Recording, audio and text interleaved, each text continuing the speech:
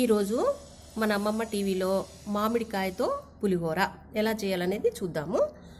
ఇది మామిడికాయ పుట్టు తీసి తురిమి పెట్టుకున్న అన్నం వండి పెట్టాను.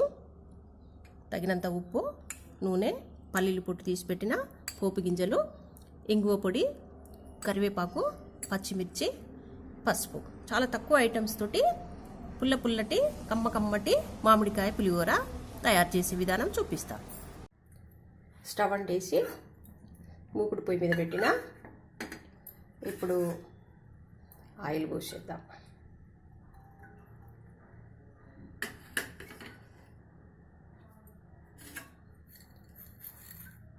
పోపు గింజలు,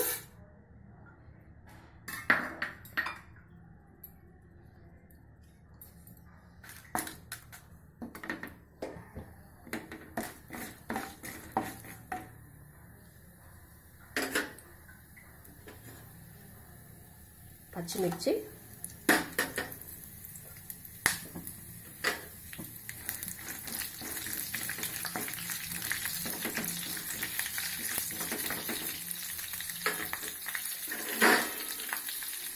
పల్లీలు,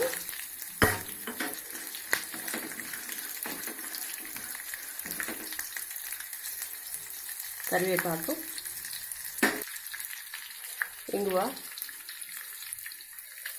ఇంగువను మృగశిర కార్తె వచ్చిందంటే పాలింగువ కంపల్సరీ వేసుకోవాలంటారు కదా పెద్దలు. సో అట్లా సంవత్సరానికి ఒకసారి కాకుండా అప్పుడప్పుడు వంటలలో ఇట్లా ఉపయోగించుకోవడము చాలా మంచిది. పాలింగువ ఆరోగ్యానికి. పసుపు,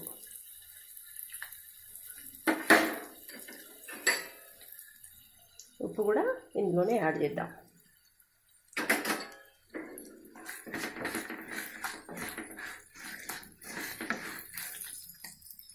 ఇప్పుడు మామిడి తురుముని పోపులో వేసేద్దాం.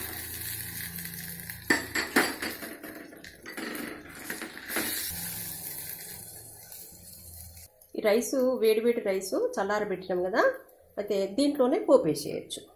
స్టవ్ ఆఫ్ చేస్తున్నా.